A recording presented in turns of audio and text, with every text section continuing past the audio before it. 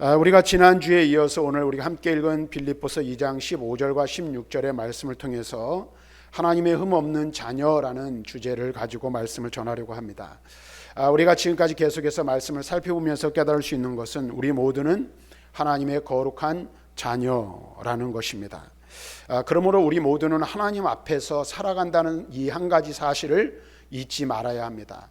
우리 모두는 하나님 앞에 서 있는 존재이고 하나님께서는 우리의 삶의 모든 부분을 살펴보고 계신다라는 것입니다. 그러므로 하나님 앞에 선 우리들의 삶은 하나님 앞에서 우리가 지난주에 살펴본 대로 흠없고 순전한 삶이어야 함을 우리에게 말씀해 주고 있습니다. 그래야만 우리가 빛들로 나타날 수 있다라고 말씀하였는데, 또 한 가지 우리가 잊지 말고 기억해야 할 것은 우리 모두가 하나님 앞에 흠없고 순전한 자로, 순전한 삶을 살아가는 자로 하나님 앞에 서야 하지만 우리의 힘, 우리의 능력, 우리의 가진 지혜나 지식으로는 그와 같은 삶을 사는 것이 불가능하다라는 사실입니다. 그러니까 내 가진 것으로는 하나님 앞에 흠이 없이 설 수 없고 순전한 삶의 모습으로 서서 살아갈 수 없다라는 것입니다. 그러므로 우리에게 필요한 것은 하나님께서 부어주시는 능력, 성령의 인도하시는 은혜가 있을 때에 우리는 그 은혜와 능력을 힘입어 하나님의 자녀로서, 또 세상의 빛으로 비치는 삶을 사는 자로서 흠없는 삶, 순전한 삶의 자리로 나아갈 수 있다라는 것입니다. 그래서 이미 예수 믿어 구원받고 제사함을 얻었지만 우리는 날마다 무엇을 구해야 합니까? 하나님의 성령으로 충만하기를 사모하고 성령 충만함을 간구하며 살아야 할 줄로 믿습니다. 왜냐하면 성령의 능력이 아니면 하나님 앞에서 하나님의 자녀로 온전히 살아갈 수 없고 빛된 삶을 살 수 없기 때문에 그렇습니다. 이제 오늘은 계속해서 15절 하반절의 말씀을 통해서 우리가 말씀을 살펴보려고 하는데, 그렇다면 우리가 빛들로 나타나야 할 이 세상은 어떤 세상인가? 그리고 우리는 그와 같은 이 세상, 우리가 어떤 세상인지를 알고 어떤 그 세상 속에서 어떻게 살아야 하는가에 관한 부분을 함께 말씀을 통해서 살펴보려고 합니다. 먼저 사도 바울은 15절 말씀을 보면 우리가 빛으로 나타나야 할 이 세상을 두 가지로 정의하고 있는 것을 볼 수가 있습니다. 우리가 한번 15절 말씀을 한번 같이 읽어볼까요? 15절 말씀을 다시 한번 읽어봅니다. 시작. 이는 너희가 흠이 없고 순전하여 어그러지고 거스르는 세대 가운데서 하나님의 흠없는 자녀로 세상에서 그들 가운데 빛들로 나타내며. 여기 보니까 바울은 두 가지를 이야기하고 있는데, 우리가 살아가는 이 세대, 우리가 살아가는 이 세상은 먼저 어그러진 세대라고 말하고 있다라는 것입니다. 근데 이 어그러진 세대라고 말할 때 이 어그러지다라는 이 말의 의미는 몇 가지 의미가 있어요. 근데 그 첫 번째는 제자리를 빗나가 틀어지다라는 의미를 가지고 있습니다. 이는 곧 세상이 하나님의 창조의 목적대로 살지 못하고 뒤틀어져 버렸다라는 의미입니다. 그러니까 오늘 우리가 살아가는 이 시대는 어떻게 해요? 죄악이 세상에 들어오게 되고 죄악으로 말미암아 하나님이 본래 창조하신 목적대로 선하고 아름답게 지어져 가고 이루어져 가는 것이 아니라 뒤틀어져 버린 세상이 되었다라는 거예요. 그래서 뒤틀어진 세대를 살아가는 사람들은 어떻습니까? 하나님의 말씀 앞에 말씀에 순종하기보다는 말씀과 엇나가는 삶, 말씀과 빗나가는 삶을 사는 거예요. 그래서 하나님을 공경하고 이웃을 사랑하도록 창조된 인간들이 그 본연의 창조의 목적을 잃어버리고 하나님을 공경하지도 않고 이웃을 사랑하지도 않는 죄를 범하고 있다라는 것입니다. 그래서 오늘날 이 시대를 살아가는 수많은 사람들을 보십시오. 이 땅에 많은 사람들이 하나님의 존재를 부인합니다. 하나님을 사랑하지도 않습니다. 하나님의 존재를 부인하기에 하나님의 말씀에 순종하지도 않습니다. 왜 그렇다는 것이죠? 하나님이 지으신 창조의 본래 목적에서 뒤틀어져 버렸기 때문에 그렇다라는 것입니다. 또한 어그러지다라는 말에는 생각이 맞지 않다라는 의미를 담고 있습니다. 다시 말하면 이 세상이 하나님의 뜻과 생각에 부합되지 못한 그러한 상태에 머무르게 되었다라는 의미를 가지고 있는 것입니다. 하나님의 생각, 우리를 향하신 하나님의 뜻은 무엇입니까? 그것은 하나님은 우리를 향하여 거룩하고 경건하게 살기를 원한다라는 것입니다. 하지만 이 세상은 그러한 하나님의 거룩하신 뜻이 어떻게 합니까? 불순종하고 있습니다. 도리어 진리를 대적하며 영적, 도덕적으로 죄를 범하고 있습니다. 이러한 세상 속에서 우리에게 요구되는 것, 오늘 우리가 하나님의 거룩한 자녀, 흠없고 순전한 자녀로 살아가기 위해서 필요한 것이 있다면 그것은 무엇일까요? 우리가 이러한 세대 가운데 있지만 하나님이 우리를 통해서 우리를 향하여 바라시는 것이 있다면 그것은 바로 세상 사람들과 달리, 거스르는 세대와 달리 하나님의 말씀 앞에, 하나님의 뜻 앞에 순종하기를 바라고 계신다라는 것입니다. 한번 여러분 생각해 보십시오. 여러분은 얼마나 하나님의 뜻에 순종하며 살고 있습니까? 오늘날 우리가 그리스도인이란 이름을 가지고 살아갑니다. 하나님의 자녀라고 말을 합니다. 그런데 여러분, 우리의 아버지이신, 영적인 아버지이신 하나님께 우리는 얼마만큼 순종하고 있습니까? 제가 오후에 이 골로새서를 설계하면서 그런 말씀을 드렸죠. 3장의 말씀을 전하면서 그러므로의 삶을 살아야 한다. 그런데 우리는 그러므로의 삶보다 그러나의 삶, 그럼에도 불구하고의 삶, 그렇지만의 삶을 살 때가 더 많이 있다라는 거예요. 다시 말하면 하나님의 말씀과 하나님의 뜻 앞에서 전적인 순종을 하나님 우리에게 요구하고 원하시지만 우리는 그렇지만 현실이 그렇지 못한 걸요. 그러나 우리의 삶의 환경과 상황이 이러이러해서 섬길 수가 없는 걸요. 순종할 수 없는 걸요. 우리는 수없이 많은 핑계를 대고 이유를 가져다 대며 하나님의 말씀 앞에서, 하나님의 뜻 앞에서 순종하지 못할 때가 많이 있다라는 거예요. 그런데 여러분 보세요. 어그러지고 거스르는 이 세대 속에서 우리가 하나님의 자녀로서 빛들로 나타나며 하나님의 자녀로서 흠없고 순전한 삶을 살기 위해서 우리에게 요구되는 삶의 모습이 있다면 그것은 말씀 앞에 철저하게 순종하는 것이라는 사실이에요. 여러분, 프랜시스라는 사람이 있습니다. 근데 이 사람이 이 성자라는 칭호를 가지고 있는 것을 볼 수 있듯이, 거기서 볼 수 있듯이 거룩하고 위대한 스승입니다. 그런데 어느 날 이 프랜시스에게 두 사람이 찾아왔어요. 그리고 이 두 사람은 우리가 당신의 제자가 되기를 원합니다. 그리고 당신 밑에서 말씀의 훈련을 받고 경건의 훈련을 받고 신앙의 훈련을 받기를 원합니다. 그때 이 프랜시스가 이 두 사람에게 다음과 같이 이야기를 합니다. 당신들이 정말로 나의 제자가 되어서 나의 밑에서 배우기를 원합니까? 그리고 내가 하는 말이면 무슨 말이든지 순종할 수 있겠습니까? 순종하며 따라올 수 있겠습니까? 그랬더니 이 두 사람이 어떻게 대답했을 것 같아요? 자신 있게 대답을 합니다. 네, 무슨 말씀을 하시든지 그대로 순종하겠습니다. 그러니 우리를 제자로 받아주십시오. 그때 이 프랜시스가 말합니다. 당신들이 정말로 내 제자가 되기를 원한다면 나의 말에 순종하겠다고 했으니 한번 그러면 지금 내가 하는 말을 듣고 그대로 한번 해보십시오. 그러면서 말합니다. 저 문 밖에 나가면 밭이 있는데 그 밭에는 배추가 있다라는 거예요. 그런데 이제부터 가서 무엇을 하냐면 배추를 뿌리가 하늘로 향하게 하여 심고 오십시오. 뿌리를 어디로 향하게요? 하늘로 향하게 심고 오라는 거예요. 그랬더니 한 사람은 아무 말 하지 않고 그냥 밭으로 향하여 갑니다. 근데 또 한 사람은 어떻게?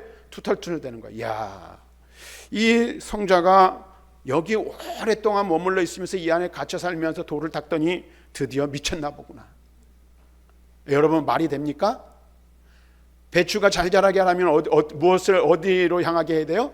뿌리를 땅으로 향하는 게 이치잖아요. 근데 이 성자 선생이라는 사람이 무엇을 말해요? 말도 되지 않는, 말 같지도 않은 이야기를 하면서 그것을 지키라는 거예요. 자, 여러분 한번 보세요. 이 아시시의 성자 프란시스가 제자 되기를 원하는 이 사람에게 이와 같이 무리한 요구를 하는 이유가 어디에 있다라고 여러분은 생각하십니까? 그 말이 맞는 말이고 틀린 말이고의 문제가 아닌 이 사람들 마음 가운데, 이 사람의 자세 가운데 순종할 마음, 순종한 자세가 되어 있는지를 보기를 원했던 것입니다. 다시 말하면 그 사람의 마음에 어떤 마음을 가지고 있는지를 이 프란시스는 보기를 원했던 것입니다. 아마 하나님께서 오늘 우리에게 이와 같은 일들은 시키시지 않으실 거예요. 그렇죠? 그런데 여러분 보세요. 오늘날 하나님이 이 시대를 살아가는 그리스도인, 이 시대를 살아가는 이 어그러진 세대 속에서 살아가는 수많은 사람들 가운데 우리를 당신의 사람으로, 당신의 백성으로, 당신의 자녀로 부른 하나님께서는 우리에게 무엇을 원하시고 계실까요? 그것은 무엇입니까? 오직 순종하는 마음과 자세를 우리에게 원하고 있다는 것입니다. 그리고 하나님께서는 성경의 역사를 보면 순종하는 사람을 통해서 일하시고 순종하는 사람을 통해서 역사를 일으키셨다는 사실을 우리는 알 수가 있습니다. 저와 여러분들이 하나님의 온전한 자녀, 하나님 앞에서 흠없고 순전한 자녀로 이 시대를 살아가면서 이 시대 가운데 빛들로 나타나기를 원한다면 먼저 우리에게 필요한 것이 무엇입니까? 하나님의 말씀 앞에, 하나님의 뜻 앞에 철저하게 순종하는 삶의 자세가 요구되어진다는 사실입니다. 때로는 우리 하나님께서 우리에게 이해할 수 없는 일들을 요구하실 수도 있어요. 그러나 우리는 뭐예요? 그것이 나를 향하신 하나님의 뜻이라면 하나님의 말씀 앞에 철저하게 순종할 수 있어야 한다는 것입니다. 하나님이 오늘 우리에게 원하시는 것은 바로 순종이라는 거예요. 특별히 어그러진 세상 속에서 우리가 빛들로 나타나기 위해서 해야 할 일은 순종이라는 것입니다. 성경은 우리에게 말합니다. 예수님이 하나님의 아들이시라도 순종함을 배워 온전함에 이르렀다라고 말하고 있어요. 예수님이 순종을 통하여 온전해지셨다면 우리는 어떻게 해야 할까요? 우리 또한 순종함을 통하여 온전한 삶의 자리로 믿음의 자리로 나아가야 한다는 거예요. 히브리서 5장 8절과 9절 말씀을 같이 한번 읽어보겠습니다. 시작. 그가 아들이시면서도 받으신 고난으로 순종함을 배워서 온전하게 되셨은즉 자기에게 순종하는 모든 자에게 영원한 구원의 근원이 되시고. 자, 여기 보니까 히브리서 기자는 뭐라고 말하고 있습니까? 예수 그리스도는 하나님의 아들이시면서도 받으신 고난을 통해 순종을 배웠고 그 순종을 통해 온전하게 되었다라고 말하고 있어요. 하나님의 아들, 삼위일체 중에 제2위격을 가지신 성자이신 예수님께서도 성부 하나님께 순종하여 온전하게 되었다라고 성경 기자는 우리에게 말하고 있습니다. 우리의 믿음이 온전하여지는 길, 우리가 하나님의 자녀로서 온전하게 살아가는 방법, 우리가 이 어그러진 세대 속에 뒤틀어진 세상 속에서 참 그리스도인으로 살아가는 참다운 방법, 그 방법이 여러분 무엇이라고 생각하십니까? 다른 것 없어요. 바로 하나님의 말씀 앞에 온전하게 순종하는 것입니다. 하나님은 순종하는 사람을 통해서 하나님의 뜻을 이루시고 순종하는 사람을 통해서 하나님의 일들을 이루어 가신다는 사실을 잊지 마시기를 바랍니다. 우리는 성경의 교훈을 바로 배우고 있는지, 그리고 바로 배운 그 말씀 앞에 우리는 철저하게 순종하고 있는지 우리 자신을 살펴보아야 할 것입니다. 사랑하는 여러분, 순종하기 위해서는 무엇이 필요합니까? 우리에게 요구되는 것이 무엇입니까? 자기의 방법, 자기의 생각을 버리고 하나님의 방법을 겸손하게 받아들이는 것입니다. 자신의 자존심을 꺾는 것입니다. 하나님의 방법 앞에 무릎을 꿇는 겸손이 우리에게 요구된다라는 사실을 우리는 잊지 말아야 합니다. 그래서 하나님의 말씀 앞에 언제나 우리는 겸손해야 해요. 그리고 그 말씀 앞에 그 말씀이 우리에게 무엇을 요구하든지 엎드려 순종할 수 있는 저와 여러분들이 될 수 있기를 주님의 이름으로 간절히 축원합니다. 그 다음에 또한 어그러지다라는 이 말에는 또 다른 의미가 있는데 사이가 좋지 못하다라는 의미를 담고 있습니다. 다시 말하면 이 세상이 하나님과 불화한 상태에 있다라는 거예요. 그래서 죄악으로 타락한 이 시대, 이 세대는 어떻게 해요? 하나님과 불화한 세상이라는 것을 우리는 알 수 있습니다. 실로 이 세상은 하나님과 원수된 상태에 있습니다. 그래서 창조주이신 하나님을 찬양하고 영광을 돌려야 마땅하지만 사람들은 어떻습니까? 하나님을 무시합니다. 하나님의 영광을 짓밟습니다. 하나님의 이름을 모독하고 있습니다. 오늘날 이것이 이 시대, 우리가 살아가고 있는 세태의 현실이라고 말할 수밖에 없습니다. 그래서 우리가 육신의 생각을 따라 살아가다 보면 육신의 생각은 뭐예요? 사망이에요. 그리고 육신의 생각은 하나님과 원수가 된다는 사실을 알아야 돼요.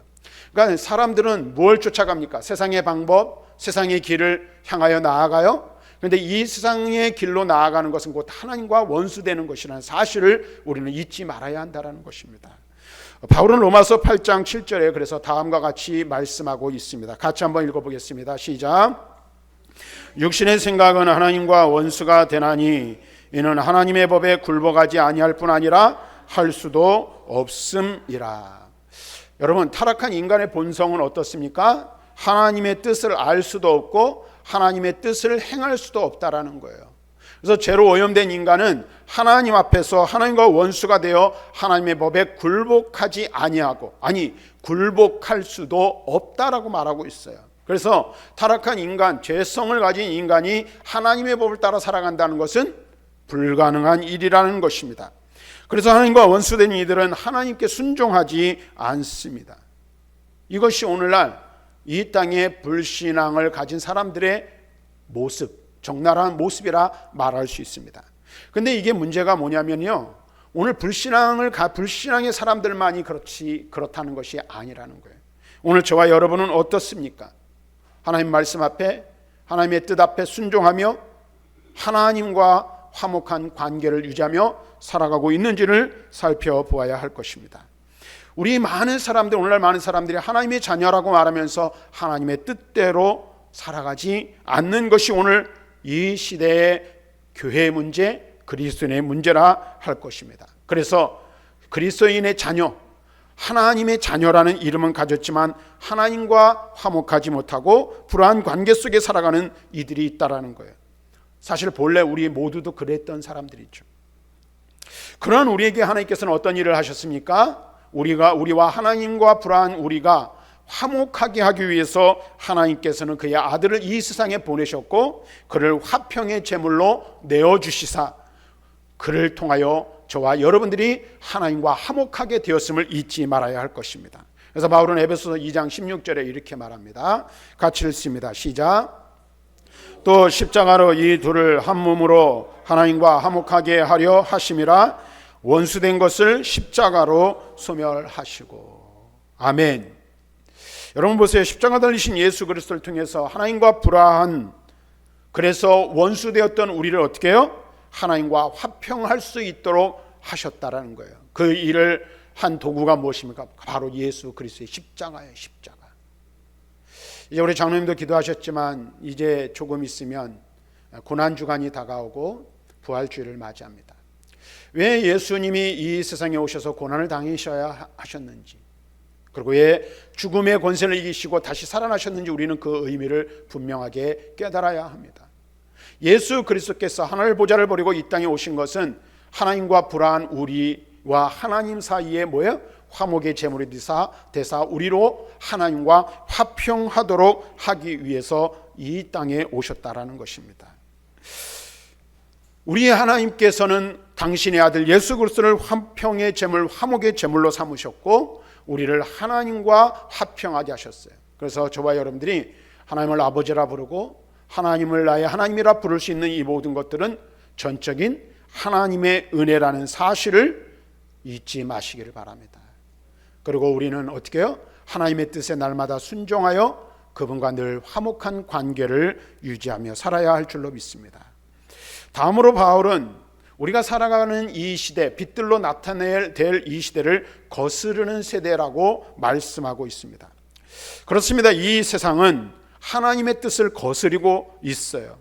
그러면 여러분 한번 보세요. 하나님의 뜻을 거스린다고 했는데 그렇다면 하나님의 뜻은 무엇입니까? 하나님의 뜻이 무엇일까요? 여러분 한번 곰곰이 생각해 보세요. 하나님의 뜻대로 살라고 말하잖아요. 그렇죠? 여러분 하나님 뜻대로 살고 계십니까? 하나님의 뜻이 무엇인지 알아야지 하나님의 뜻대로 살 거 아니에요. 근데 오늘 많은 사람들이 하나님 뜻대로 말하는데 진짜 하나님의 뜻이 무엇인지 모르는 경우들이 너무 많이 있다라는 거예요. 근데 그 해답이 어디에 있습니까? 성경에 있어요. 성경. 이미 이 66권의 하나님의 뜻을 우리에게 계시하여 주셨습니다. 여러 가지 하나님의 뜻, 우리를 향하신 하나님의 될 수 있는데 가장 근본적이고 가장 기초적인 하나님의 뜻이 무엇인지 우리는 알아야 돼요. 한번 성경을 봅시다. 요한복음 20장 31절 말씀을 한번 보겠습니다. 시작. 오직 이것을 기록함은 너희로 예수께서 하나님의 아들 그리스도이심을 믿게 하려 함이요 또 너희로 믿고 그 이름을 힘입어 생명을 얻게 하려 함이니라. 잘 들으세요. 오직 이것을 기록함은, 요한은 요한복음을 기록하면서 말씀하고 있는 거예요. 다시 말하면 하나님께서 성경의 저자들을 통하여 이 성경 66권을 우리에게 주시고 이 말씀을 기록한 목적이 무엇인지를 이야기하고 있는 거예요. 그것이 무엇이라고 말합니까? 하나님의 아들 그리스도이심을, 예수가 그리스도이심을 뭐 하기 위해서? 믿게 하기 위해서. 그리고 그 이름을 믿어 뭐 하도록 하기 위해서? 영생을 얻도록 하기 위해서, 생명을 얻게 하기 위해서요. 다시 말하면 성경 66권을 주시고 이 말씀에 기록한 하나님의 뜻은 무엇입니까? 하나님의 아들 예수 그리스도를 믿어 구원 얻는 거예요. 하나님의 자녀 되는 거예요. 다른 것 없어요. 그리고 그 나머지는 무엇입니까? 하나님의 자녀된 우리가 하나님의 자녀로 어떻게 살아가야 하는지 그 방법들을 기록하고 있는 것이 바로 성경 말씀이라는 거예요. 그래서 가장 기초적이고 가장 근본적이며 가장 기본적인 하나님의 뜻, 우리가 가장 먼저 알아야 될 하나님의 뜻은 무엇입니까? 바로 예수를 믿어 구원받는 것인 줄로 믿습니다. 오늘 우리가 이 사실을 분명히 알아야 돼요. 하나님의 뜻은 우리가 예수를 믿어 구원받고 창조의 본래 목적대로 회복되는 거예요. 타락한 본성을 다시 원 상태로 회복시키는 것, 그것입니다. 그래서 어떻게 해요? 하나님의 자녀로 살아가는 것입니다. 성경은 이것을 우리에게 강조합니다. 그러나 이 세상은 하나님의 사랑도 거스르고 그리스도도 영접하지 않은 채, 그리스도를 거부한 채 살아갑니다. 그래서 그리스도를 구주와 왕으로 섬기기는커녕 그분을, 잘 들으세요, 유명 연예인만도 못하게 여기는 경우들이 너무나도 많이 있다라는 거예요. 그런데 그러한 이 세상을 향하여 성경은 다음과 같이 우리에게 말합니다. 요한복음 16장 9절에서 예수님께서 이렇게 말합니다. 같이 읽습니다. 시작. 제 대하여라 함은 그들이 나를 믿지 아니하며. 제가 무엇입니까? 제가 무엇입니까? 여기서 예수님께서 제가 뭐라고 말하고 있어요? 그들이 나를 믿지 않는 것, 예수를 믿지 않는 것이 죄라는 거예요. 예수를 믿지 않는 것이 죄예요. 그 예수를 믿지 않는 죄는 용서받을 수가 없어요. 해결받을 수가 없는 거예요. 오늘 우리가 사실 분명히 알아야 돼요. 그래서 예수님께서는 또 다른 말씀에서 이렇게 말합니다. 요한복음 3장 16절 잘 아는 말씀이죠. 시작. 같이 읽습니다. 시작. 하나님이 세상을 이처럼 사랑하사 독생자를 주셨으니 이는 그를 믿는 자마다 멸망하지 않고 영생을 얻게 하려 하심이라. 자, 여기 보니까 그를 믿는 자마다 뭐 한다? 멸망하지 않도록 하시겠다는 거예요. 그럼 이걸 뒤집어서 생각을 해보세요. 그를 믿지 않으면 어떻게 되는 거예요? 멸망하게 된다라는 거예요. 멸망하게 된다. 아니, 이미 멸망의 자리에 있게 되는 거예요. 예수를 믿는 것이 하나님의 뜻이고 예수를 믿지 않으면 멸망할 수밖에 없다는 것, 이것이 우리를 향하신 하나님의 뜻이라는 사실을 성경은 우리에게 말하고 있어요. 그리고 하나님이 보내신 아들을 믿지 않는 이 세상은 이미 어떻게 해요? 하나님의 진노 아래 있다는 것이 성경이 우리에게 가르치는 교훈입니다. 또한 장차 닥칠 하나님의 불같은 심판을 피할 수가 없을 뿐만 아니라 이 세상이 실제적으로 처한 상황이 바로 그와 같은 상황이라는 사실을 알아야 돼요. 그래서 여러분, 우리가 좀 세련되게 전도하면 참 좋겠지만, 그래서 가장 근본적이고 원초적인 전도의 방법이 있죠. 그래서 요즘 많은 교회들이 피켓 전도라는 걸 해요.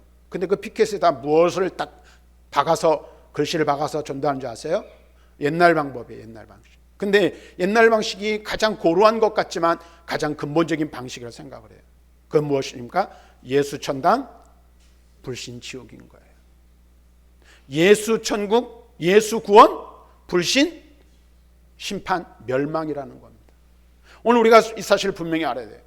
이 세상을 향하신 하나님의 뜻, 이 세상에 보이신 하나님의 뜻은 무엇이냐면 예수 믿어 구원받으라는 거예요.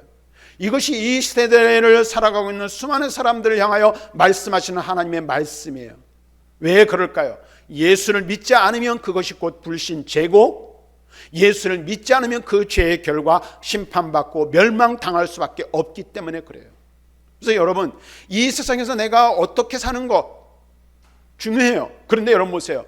내가 얼마나 부유하게 사느냐, 얼마나 많은 명예를 누리며 사느냐, 이제 한 달 후면은 국회의원 선거하는데 얼마나 많은 권력을 쥐고 그것을 가지고 사람들과 이 세상을 흔들며 사느냐, 이것도 중요하지만 이것보다 더 중요한 것이 있다는 거예요. 그것이 무엇입니까? 하나님의 뜻을 깨달아 그 뜻 안에서 하나님의 보내신 아들 예수를 믿어 구원받아 하나님의 자녀로 살아가느냐, 그렇지 않느냐라는 거예요. 저와 여러분은 이미 예수 믿어 구원받은 줄로 믿습니다. 그래서 바울은 이제 이 거스른 세대, 불신의 세상 속에서 우리는 어떻게 살아야 된다는 거예요? 빛들로 나타나는 삶을 살아야 하는데, 빛들로 나타나기 위해서는 어떻게 해야 된다? 온전한 흠없고 순전한 삶의 자리로 나아가야 한다라는 사실을 말씀해 주고 있어요. 흠없는 순전한 생활을 통해 이 세상의 빛들로 나타낼 수 있어요. 그리고 그 비추이는 빛을 통해서 멸망을 향하여 달려가는 이 세대의 사람들에게 어떻게 해요? 그 빛으로 구원의 자리로 사람들을 인도할 수 있어야 한다라는 것입니다. 그래서 여러분, 제가 이미 한참 전에 마태복음 5장의 말씀, 5장의 13절부터 16절에 있는 말씀을 통해서 말씀을 전할 때 그런 말씀 드렸어요. 등불은 어디 둔다 그랬죠? 등경 위에 둔다 그랬어요. 높은 곳에 두는 거예요. 높은 곳에 두는 이유는 두 가지예요. 하나는 아래 낮은 곳에 비치는 빛의 역할을 감당하기 위해서 두는 거예요. 말 아래 두지 않는다 그랬어요. 또 하나는 뭐냐면 높은 곳에 있다는 것은 누구든지 볼 수 있는 곳이에요. 모범이 되는 것을 의미하는 거예요. 다시 말하면 저와 여러분들이 그리스도인으로 이 시대를 살아가고 빛의 자녀로 살아가고 빛들로 살아간다는 것은 뭐예요? 모든 사람들에게 비추이는 빛이 된다는 의미는 모든 사람에게 삶의 모범이 되어야 함을 의미하고 있는 거예요. 우리는 거룩한 삶의 모범이 되어야 한다는 사실입니다. 어디서? 이 세대 가운데서. 이 세대 가운데서 우리는 그와 같은 삶을 살아야 함을 말씀해 주고 있는 거예요. 그래서 바울은 성경에서 이렇게 말합니다. 로마서 12장 2절 말씀을 한번 봅시다. 시작.